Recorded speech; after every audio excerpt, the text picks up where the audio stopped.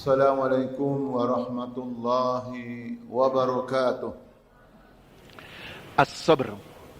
As-sabr adalah wasiatullah likulli nabiyyin min anbiya'ihi.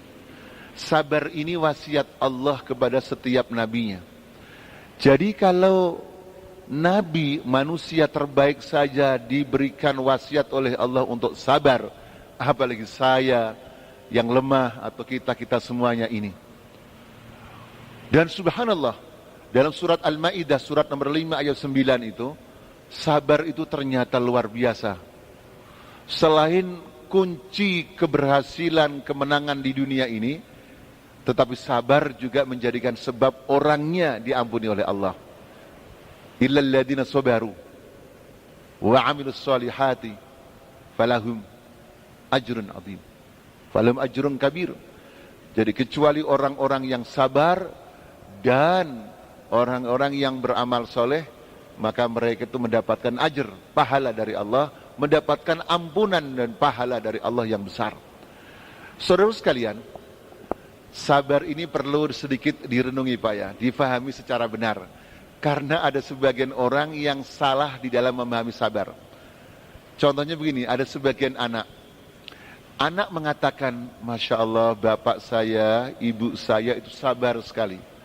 Saya itu semalam karipan, tidurnya sampai malam. Saya sampai jam 5:15 tidur dibiarkan oleh bapak saya. Bapak saya sayang benar saya, nggak mau mengganggu tidur saya. Sabar betul bapak saya. Pak, itu kira-kira sabar atau dablek Pak? Dablek, itu bukan sabar. Karena membiarkan kemungkaran. Bahasa agama mengatakan membiarkan kemungkaran itu syaitonun akhros, setan yang bisu.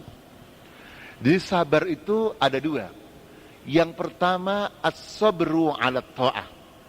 Sabar untuk senantiasa taat kepada Allah. Termasuk pengajian seperti ini ya, kita harus sabar. Yang ceramah sabar, yang datang juga harus sabar. Ya, harus sabar. Ya. Apalagi kalau mau baliknya tidak menarik, jamaahnya harus lebih sabar.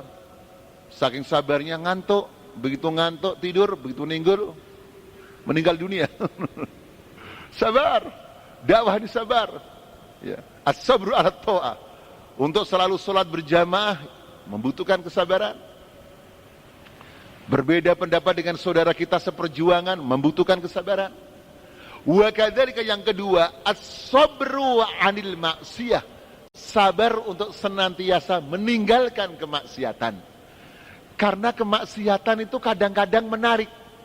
Makanya ayat 185 dari surat Ali Imran itu bunyinya, "Faman zuhziha 'anil nari wa udkhilal jannata faqad faz."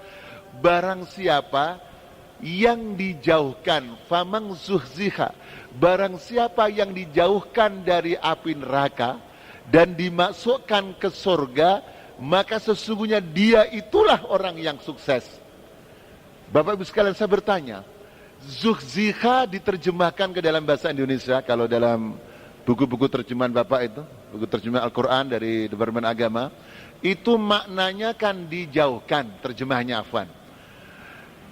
Kalau jauh itu bahasa Arabnya apa Pak? Ba'id kan? Kenapa bunyinya tidak faman uba'ida? Barang siapa dijauhkan. Kenapa ayatnya bunyinya famang zuhziha? Berarti kalau begitu zuhziha itu maknanya tidak sama dengan ub'ida, yaitu dijauhkan.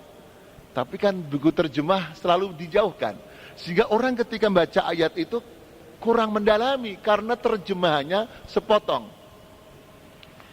Nah, oleh karena itu zuhziha ya beda dengan ub'ida. Bapak Ibu, kira-kira bedanya apa Pak? Zuhziha itu min zahzaha, yuzahzihu zahzahatan. Wazahzahatu maknaha istiqrar zuh, wa zuhu maknahu al-jadbu bil ajalah.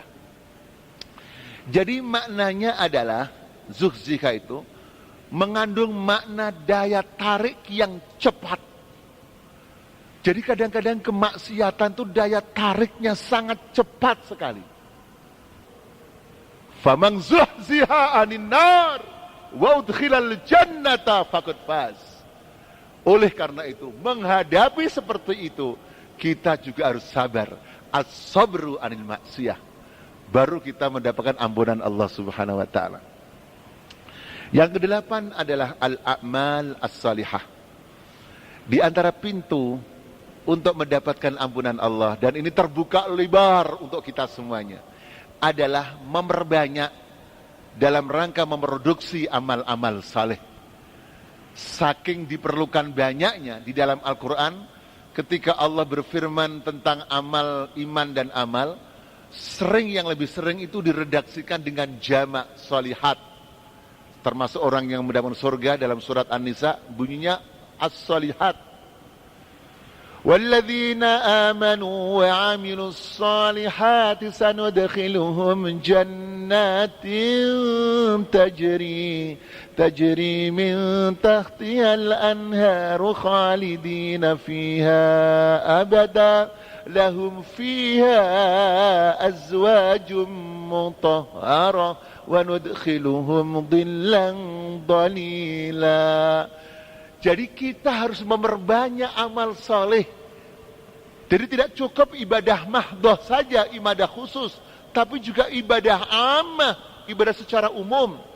Ia memakmurkan masjid, ia memperbaiki ekonomi Islam, memperbaiki juga politik Islam, budaya yang islami, rumah tangga yang islami. Intinya di mana-mana kita banyak memproduksi amal saleh.